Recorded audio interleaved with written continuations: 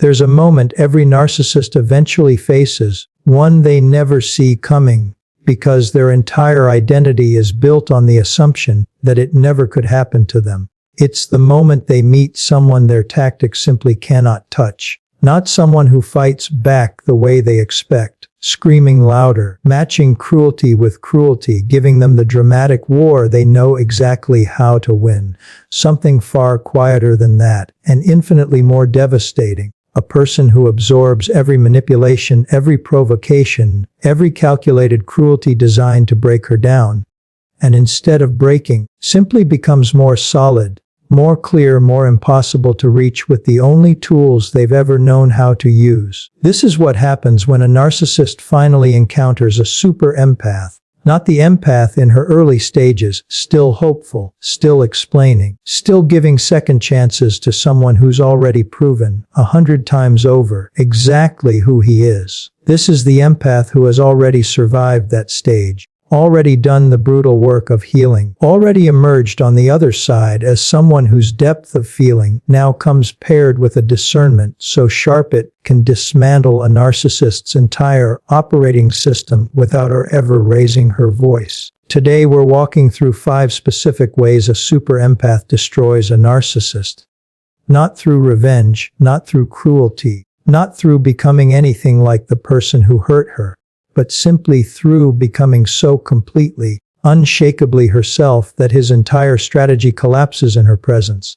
And by the end of this, you're going to understand why narcissists fear this particular kind of woman more than almost anything else they'll ever encounter in their entire lives. Let's start with the first way, because it undoes the very foundation everything else in a narcissist's playbook depends on. Number 1, she stops needing him to understand her. This single shift might be the most devastating of all 5, because it strikes directly at something a narcissist depends on more than almost anything else. His role as the ultimate authority on who you are. Throughout the relationship, whether romantic, familial, or professional, a narcissist positions himself as the final word on your character, your worth, your reality. He tells you who you are. Too sensitive, too much, not enough, crazy, dramatic, ungrateful. And for a long time, an empath, desperate for connection and understanding, keeps trying to correct the record. She explains herself. She defends her feelings. She offers context, clarification, evidence, hoping that if she just communicates clearly enough, he'll finally see her accurately, instead of through the distorted lens he's built specifically to keep her small and manageable. A super empath eventually stops doing this entirely, and the moment she does, something fundamental breaks in the narcissist's control over the relationship. Because his power was never actually built on convincing her of his version of reality. It was built on her continued investment in changing his mind, in seeking his understanding, in needing his validation badly enough to keep engaging with a process that was never designed to actually produce it. When she stops needing him to understand her, she removes the entire mechanism through which he's always exercised control. There's no more explanation to twist, no more vulnerability to weaponize, no more emotional investment in his opinion of her that he can leverage into compliance. She simply knows who she is independently, completely, without requiring his agreement to feel secure in that knowledge. This isn't coldness, it's liberation. And it's one of the most disorienting experiences a narcissist can encounter, because it reveals, with brutal clarity, that his opinion was never actually as powerful as he believed it to be. It only ever worked because she kept handing him the power to define her. Once she stops handing it over, he's left holding a tool with nothing left to use it on. Number 2, she becomes completely unpredictable in the one way that matters most. Narcissists thrive on pattern recognition. Their entire manipulative strategy depends on mapping a person's emotional triggers early, and then relying on those triggers to remain stable and exploitable indefinitely. This is precisely why they invest so much energy in the idealization phase of a relationship. Not simply to seduce, but to gather intelligence, cataloging insecurities, fears, and vulnerabilities that will later become the precise instruments of control. A super empath disrupts this system in the most fundamental way possible. She stops being predictable according to the old data he collected. The insecurities that used to work, the guilt trips that used to land, the specific combination of words that used to guarantee a particular emotional response. None of it produces the same result anymore, because she's done the internal work to heal the exact wounds he was counting on to remain permanently exploitable. This creates a genuinely disorienting experience for him, because his entire strategic approach relies on historical data that's suddenly, inexplicably obsolete. He tries the tactic that worked flawlessly 2 years ago, and instead of the reliable reaction he's counting on, he encounters calm, clear-eyed observation instead. He escalates, assuming more pressure will eventually produce the old response, and still nothing lands the way it used to. This isn't because she's become someone entirely unrecognizable. It's because she's healed the specific wounds that made her exploitable in the first place, which means the entire blueprint he built his control around has quietly become useless without him ever being told directly that it happened. This unpredictability terrifies narcissists precisely because control depends on certainty. A person who behaves exactly as expected can be managed, manipulated, kept within predictable boundaries. A person whose responses can no longer be reliably predicted represents a fundamental loss of control that no amount of increased pressure or escalated tactics can effectively resolve, because the problem was never about applying enough force. It was about the target no longer being made of the same exploitable material she once was. Number 3, she refuses to compete for a role she no longer wants. One of the cruelest dynamics in narcissistic relationships involves subtle, ongoing competition for his attention, his approval, his affection, often pitted against other people he strategically keeps in orbit specifically to maintain this exact dynamic. An unhealed empath, desperate for the security and validation this relationship once seemed to promise, often finds herself unconsciously competing for a position she doesn't even consciously realize she's fighting to maintain, exhausting herself trying to prove she deserves the love and attention that should have been freely, consistently given rather than treated as a prize to be earned through constant performance. A super empath eventually recognizes this dynamic for exactly what it is and simply stops playing. She stops competing for his attention. She stops trying to prove her worth through increasingly desperate displays of loyalty, patience, or accommodation. She stops treating his approval as something valuable enough to fight for in the first place. This refusal devastates a narcissist in a way that's difficult to fully appreciate unless you understand how central this competitive dynamic is to his entire sense of power. Because when someone stops competing for a position, it doesn't just remove one player from his game. It reveals, uncomfortably, that the entire game was never actually worth playing in the first place, that the prize he's been dangling, his attention and approval, was never as valuable as the competition around it made it seem. This realization, however unconscious, is deeply threatening to a narcissist's fragile sense of self-worth, because it suggests correctly that his approval was never actually the precious resource he needed everyone to believe it was. Number 4, she stops absorbing the blame for his behavior.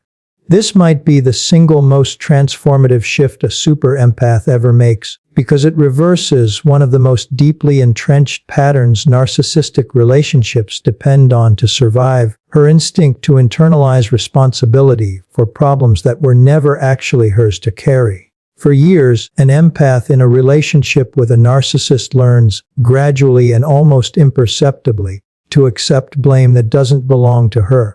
He arrives late without explanation, and somehow the conversation ends with her apologizing for being upset about it. He says something cruel during an argument, and by the end of the exchange, she's the one questioning whether she provoked it, whether she was too sensitive, whether she somehow deserved the treatment she just received. This isn't because she's genuinely confused about who caused the harm. It's because narcissists are remarkably skilled at redirecting blame in real time, using confusion, gaslighting, and calculated emotional pressure to make responsibility feel murky exactly when it should be crystal clear. Over time, this pattern becomes so deeply grooved that an empath often starts preemptively absorbing blame before conflict even fully develops, apologizing for things that haven't happened yet, managing his moods as though his emotional regulation were somehow her responsibility, treating his behavior as a problem she personally needs to solve rather than something he alone is accountable for. This is exhausting, corrosive work, and it's precisely the mechanism that keeps so many empaths trapped for years, believing that if they could just manage things correctly enough, the relationship would finally stabilize into something healthy. A super empath eventually recognizes this pattern with total clarity, and the recognition itself becomes the turning point. She sees finally that she was never actually responsible for his behavior, his moods, his choices, or his happiness. She sees that every instance of misplaced blame was a deliberate, if often unconscious, strategy designed to keep her too busy managing guilt to ever fully focus on protecting herself. And once she sees this clearly, something in her simply refuses to keep participating in it. This refusal is devastating to a narcissist because blame redirection is one of his most reliable tools for avoiding accountability entirely. Without someone willing to absorb responsibility on his behalf, he's suddenly confronted with the full weight of his own behavior, unfiltered, unmanaged, with no one left to carry it for him. This is deeply uncomfortable for someone whose entire psychological structure is built around never having to sit with genuine self-accountability. When a super empath stops functioning as his emotional scapegoat, he's forced to face something he's spent his entire life avoiding. The reality that his actions are his own, and no amount of blame redirection can change that anymore. This shift often produces visible discomfort, even panic, in a narcissist who has never had to develop the internal tools necessary for genuine self-reflection. He might escalate, trying harder to reassign blame the way he always has before. He might withdraw entirely, seeking someone more willing to accept the role she's just refused to keep playing. Either way, her refusal to carry blame that was never hers represents one of the most powerful forms of resistance available to her, precisely because it removes the exact mechanism that allowed his behavior to continue unchecked for so long. Number 5, she becomes genuinely, sustainably happy without him. This is, in many ways, the most devastating blow of all, the one that finally, completely destroys whatever remaining power a narcissist believed he still held over her life. Because throughout the entire relationship, whether he consciously articulated it or not, part of his psychological strategy depended on an unspoken assumption that his presence, however painful, however conditional, however exhausting to maintain, was still somehow essential to her happiness. That, without him, she would struggle, flounder, perhaps even regret leaving once she realized how difficult life became without the relationship she'd invested so much into building. For a while, this assumption often holds some truth, not because he was actually good for her, but because leaving any long-term relationship, even a deeply harmful one, involves genuine grief, disorientation, and adjustment. A narcissist often watches this initial struggle with a kind of grim satisfaction, interpreting her difficulty as confirmation that she needs him, that she'll eventually return, that her happiness was always contingent on his presence in her life. But a super empath, given enough time and enough genuine healing work, eventually arrives somewhere he never anticipated: authentic, sustainable happiness that has nothing to do with him whatsoever. Not performed happiness, designed to prove a point or provoke jealousy. Not brittle, forced positivity masking unresolved pain underneath. Genuine, deeply rooted contentment, built from real self-understanding, real boundaries, real relationships with people capable of actually reciprocating care instead of just extracting it. This transformation is, in many ways, the ultimate destruction of everything a narcissist believed about his own significance. Because if she can be genuinely happy without him, then his presence was never actually essential to her well-being in the way his entire self-image depended on believing. If she can build a rich, meaningful life that doesn't require his approval, his attention, or his eventual return, then everything he told himself about his own irreplaceable importance in her story turns out to have been nothing more than a story he needed to believe about himself, not an accurate reflection of anything real. This is why narcissists so often struggle profoundly when they discover, sometimes years later, that a former partner has moved on completely, has built a life that seems genuinely fulfilling, has found happiness that clearly doesn't trace back to him in any meaningful way. This discovery threatens something core to his entire identity, because his sense of significance has always depended, at least partially, on believing he leaves an irreplaceable mark on everyone who encounters him, that no one truly moves past him without carrying some permanent wound only he could have inflicted. A super empath who has genuinely healed disproves this belief simply by living her life fully, authentically, joyfully, without needing his acknowledgement, his regret, or his understanding of what he lost. She doesn't need him to suffer in order to feel complete. She doesn't need public proof of her happiness to validate her own healing. She simply lives it quietly, consistently, in a way that exists entirely independent of whatever narrative he continues to construct about their history together. Together, these 5 shifts, no longer needing his understanding, becoming unpredictable to his old tactics, refusing to compete for his approval, declining to absorb his blame, and building genuine happiness without him, represent something far more powerful than any single act of defiance or confrontation could ever achieve. They represent the complete, total dismantling of every mechanism a narcissist has ever relied on to maintain power and control. And what's remarkable about this particular kind of destruction is that it requires nothing cruel, nothing vindictive, nothing that compromises who she actually is in order to achieve it. She doesn't destroy him through calculated revenge or deliberate cruelty. She destroys the power he once held simply by becoming so completely, unshakably herself that his tactics no longer have anywhere left to land. And this is where the most important truth of this entire conversation finally comes into focus. Because everything we've walked through so far describes what happens to the narcissist. But the real transformation, the one that actually matters most, is happening entirely inside the super empath herself. Because here's what almost nobody explains clearly enough about this process. She was never actually trying to destroy him. That distinction matters more than it might initially seem, because it changes the entire nature of what's happening. A person motivated by destruction remains in some fundamental way still oriented around the very person she claims to be moving past. Revenge requires his continued relevance in her internal world. Strategic dismantling requires ongoing attention to his reactions, his suffering, his eventual recognition of what he lost. If her goal were truly his destruction, she would still be, in some sense, orbiting him, still allowing his existence to shape her choices and her sense of purpose. What actually happens with a genuinely healed super empath is something far more radical than revenge, precisely because it doesn't require his downfall to feel complete. She isn't trying to win. She isn't trying to prove anything to him at all. She's simply living, fully and authentically, according to values and priorities that have nothing to do with him whatsoever. His destruction, if you want to call it that, isn't the goal.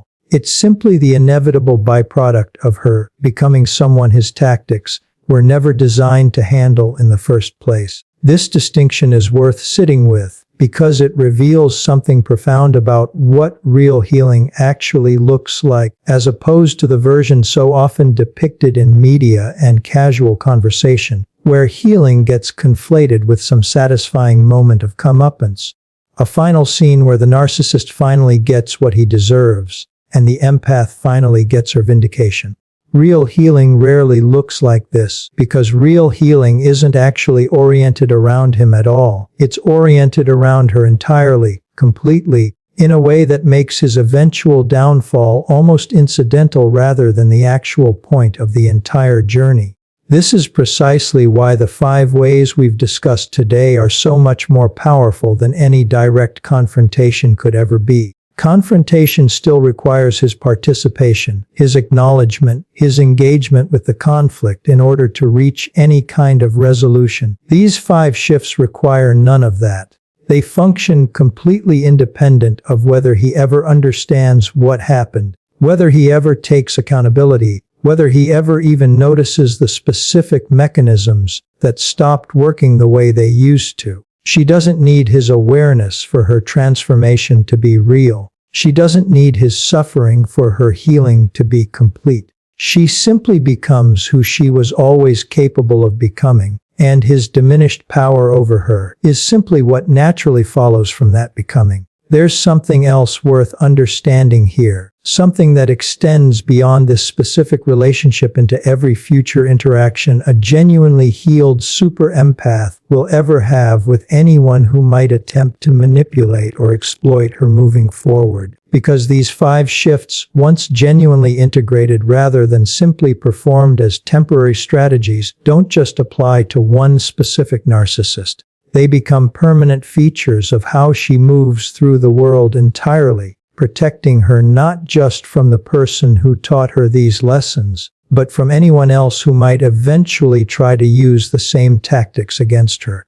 This is why healing from a relationship with a narcissist, when it's genuinely completed rather than simply survived, produces something far more valuable than closure with one specific person. It produces an entirely different relationship with vulnerability itself, one where she remains capable of deep, genuine connection while simultaneously being protected from the specific patterns of exploitation that once nearly consumed her. She hasn't closed herself off from love, from intimacy, from trust. She's simply become someone who extends these things deliberately to people who have actually earned them, rather than offering them indiscriminately to anyone skilled enough at performing worthiness convincingly. And this brings us to the final, perhaps most important truth underlying everything we've discussed today. The narcissist who once seemed so powerful, so capable of controlling every aspect of the relationship, so certain of his own significance in her life, ultimately discovers something he never anticipated having to face, that his power was never actually as absolute as he believed it to be. It was always contingent on her continued participation in a specific set of patterns, needing his understanding, remaining predictable to his tactics, competing for his approval, absorbing his blame, believing her happiness depended on his presence.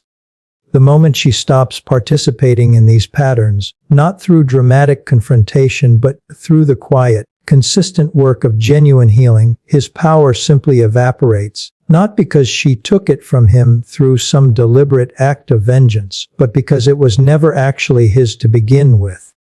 It was always hers, borrowed temporarily by someone who convinced her, for a while, that she needed his permission to reclaim it. This is what a genuinely healed super empath ultimately teaches every narcissist unfortunate enough to encounter her, whether or not he's capable of learning the lesson that real power was never about control, manipulation, or the ability to make someone else small enough to manage. Real power was always about becoming so completely, unshakably yourself that no one else's tactics could ever reach deep enough to touch what actually matters. She didn't destroy him through cruelty. She simply became whole. And in a world built entirely on exploiting the broken, wholeness itself turned out to be the only weapon he never had a defense against.